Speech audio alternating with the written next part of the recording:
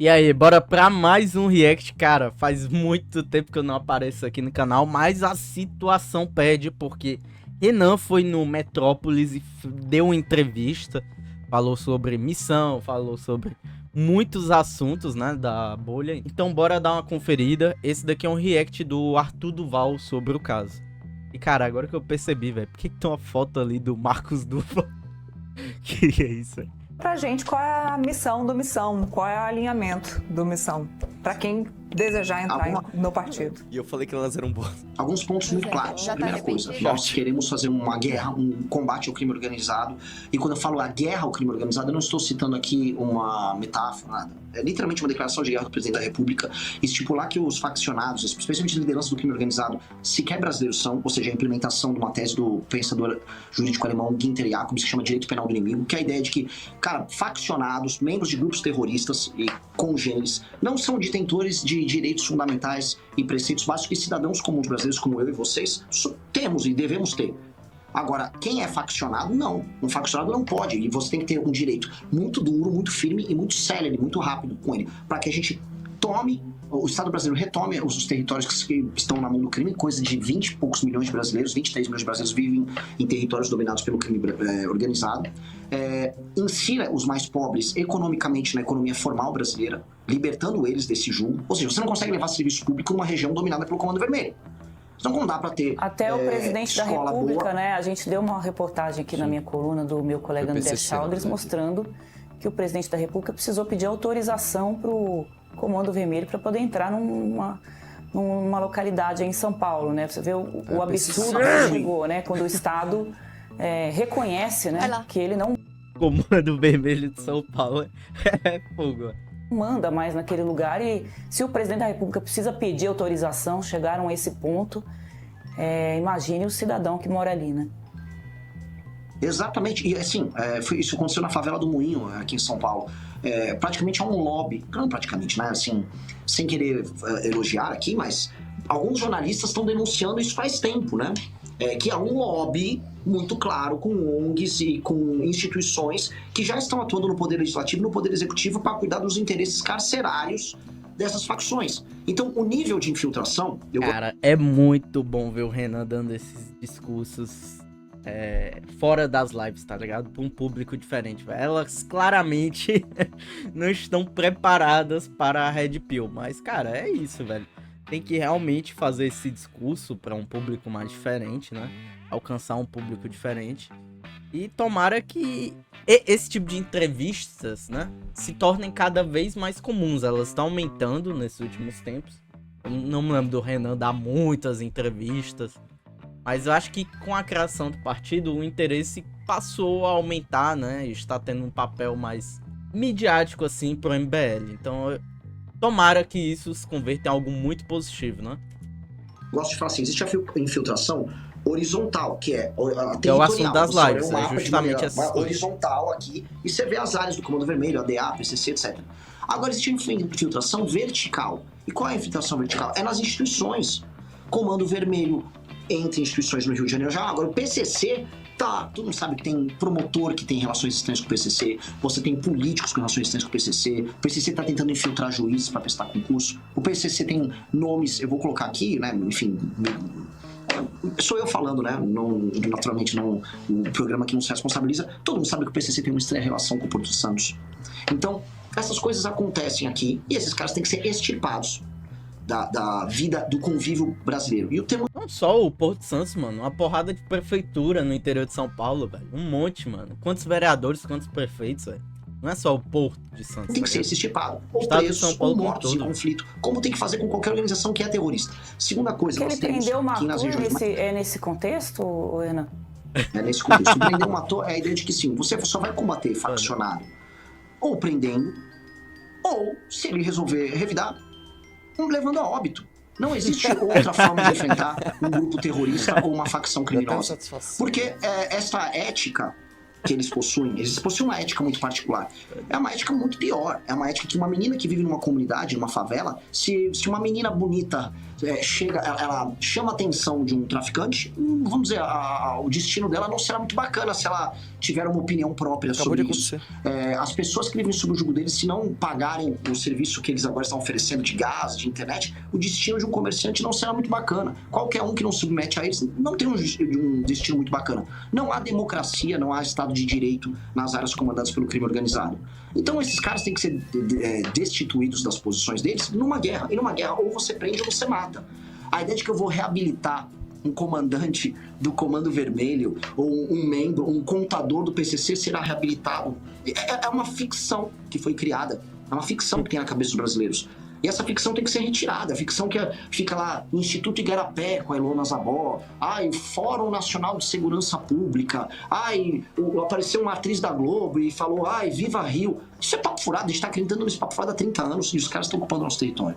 Mas isso é só uma faceta. A missão da missão, além disso, é, como eu falei pra vocês do Ciro Nogueira, como eu falei do Centrão, é mudar o sistema de incentivos que faz com que a política brasileira seja apenas um instrumento de roubo. Por exemplo, todo mundo sabe que um deputado vira deputado porque ele vai obter no fim do dia recursos para o partido, recurso de fundo partidário e fundo eleitoral, e emendas que ele vai mandar para a base e vai sustentar um ciclo vicioso de compra de voto e de propina e financiamento de aliados com dinheiro sujo. Essa é a base da política brasileira. 90% da política brasileira acontece nesses termos. Isso é sabido, todo mundo sabe disso, especialmente nos interiores. Nós temos que mudar o sistema de incentivos. O sistema de incentivos tem que mudar. Um prefeito, ele não pode chegar lá sem nenhum indicador, sem uma meta de saneamento básico, de educação, de segurança, e aí ele vai para uma reeleição. Não dá para um prefeito ir para uma reeleição sem ter cumprido uma meta básica e o partido dele ser premiado com um fundo partidário eleitoral, porque esse prefeito depois apoiou um deputado. Um prefeito que não cumpre meta, ele tem que ter os direitos políticos dele cassado. E na forma de incentivo, nós temos que fazer com que os melhores prefeitos do Brasil... Aí sim, um prefeito que trouxe indicadores objetivos de resultado para o município, ele gera recursos para o fundo partidário do partido, ou ele está, vamos dizer, autorizado a receber emendas, ou seja, temos que alterar o sistema de incentivo da política brasileira, senão a gente vai ter uma desigualdade regional bizarra. Né? Os piores gestores públicos estão nos lugares com os piores DHs, mantendo as pessoas mais pobres, e a gente não altera isso. E aí, paralelamente, esses estados mais pobres elegem senadores, que é desproporcional pela lógica federativa do Senado, deputados que também são desproporcionais porque a divisão é errada. Cara, aí, só uma crítica, mano. Por que o Renan tem que ir pra uma porra de entrevista com esse cabelo? Ele fica mexendo, velho, com uma moita, velho. O Brasil produtivo fica na mão de um Brasil improdutivo e corrupto, que é o Brasil do Ciro Nogueira. E ainda querem falar pra gente que a gente tem que apoiar o projeto Tarcísio, tem o Ciro Nogueira, porque o Ciro Nogueira vai mudar o Brasil com alguma coisa. Ele vai mudar o bolso dele. Desculpa, entre o Tarcísio, imagina, entre o Tarcísio e o Lula, qual é a melhor opção? Digamos que só tenham os dois. A melhor opção é a opção do partido missão. Eu não vou pensar mais com uma mentalidade de... Não estou te dando essa opção de dar um caminho, de tucanar. Tarcísio e Lula, só tem os dois. Eu vou lançar um candidato que vai... O meu candidato vai estar no segundo turno. Eu não vou aceitar mais essa vida. Eu quero que o Tarcísio e o Lula vão pro inferno. Naturalmente, o Tarcísio é muito melhor do que o Lula, se você quer ouvir isso. Mas eu não vou trabalhar com essa hipótese. A gente não montou um partido pra perder e trabalhar com a hipótese que eu vou apoiar ou o projeto porcaria do Lula, ou... Mano, que pergunta, tá ligado? Tipo... Ele tá montando um partido, gastando milhões pra ir pro Tarcísio. O projeto porcaria do Tarcísio. No fim do dia, o projeto do Lula vai ser o projeto dos caras do Centrão. E o projeto do Tarcísio vai ser o projeto dos caras do Centrão. Os dois projetos vão quebrar o Brasil. Os dois projetos são covardes. Os dois projetos, o André Esteves... do BTG vai estar mandando. Naturalmente, então, assim, eu quero que os dois projetos vão pro inferno, eu quero derrotar os dois projetos. Renan, vamos falar um pouquinho dessa pesquisa que saiu hoje para o governo de São Paulo. A gente tem o Tarcísio, né, liderando ali a pesquisa, depois você tem o Geraldo Alckmin, que é um recall também, né, o Alckmin é um nome forte ainda na política de São Paulo, e o terceiro nome que apareceu, acho que pela primeira vez, que é a Erika Hilton, em terceiro lugar na pesquisa para o governo de São Paulo. Como é que você enxerga esse resultado? O Tarcísio a gente já falou com relação ao Alckmin e principalmente a novidade aí que é a Erika Hilton, né? Eu acho que os dois que lideram, eles estão basicamente pegando o recall do eleitorado antipetista, o Alckmin com uma memória desse período dele e com um pouquinho de inflexão no eleitorado de esquerda. Você pode perceber que ele começa a ter, vamos dizer, uma certa licença e autorização para entrar num público que ele nunca entrou em São Paulo anteriormente, mas naturalmente o candidato dominante no campo da esquerda, ou a candidata para tomar seria a Erika Hilton, porque na própria lógica da dominância do campo político, a Erika Hilton dispõe de muito mais energia nesse campo do que o Geraldo. Naturalmente também isso acontece do outro lado, né? O candidato um pouco mais radical à direita, ele vai ter mais energia do que um cara mais centro-direita. A gente viu isso na eleição municipal em São Paulo, em que o Boulos, por exemplo, foi um candidato com mais energia do que a Tabata Amaral, que ela vinha por uma centro-esquerda. Então, a gente pode se surpreender. O Boulos? Cara, não sei, velho. O Boulos tava fazendo umas propaganda bem ruim, mano. De bolo, de pote, aquelas piadas lixo, velho, não sei. Ali com uma candidatura da Erika Hilton. Eu acho que foi ruim. Eu não jogaria abaixo essa candidatura. Hoje ela é o nome mais midiático da esquerda em redes sociais no Brasil.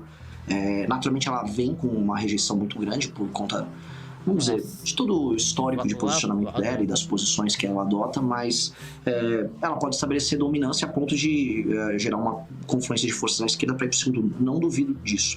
Isto posto, o Geraldo ele vem sendo alvo de muito investimento recente por parte do governo. Colocaram ele para falar com o Lutnick, né, secretário de Comércio dos Estados Unidos. Deram uma espécie de um pouquinho mais de protagonismo, portanto, que ele não estava tendo, né? Só colocavam aquele papo de industrialização que não vai rolar nada, mas era mais para inglês ver, e agora estão testando ele. Eu já ouvi falar, inclusive, de testes do Alckmin para presidência da República, num cenário em que o PT não soltaria um candidato. Eu acho muito improvável conhecer a natureza do PT, natureza hegemônica. Mas, né, num cenário que, vamos dizer, venha uma crise aí e o PT não possa lançar um candidato competitivo, né, eu duvido, mas tem muita gente falando.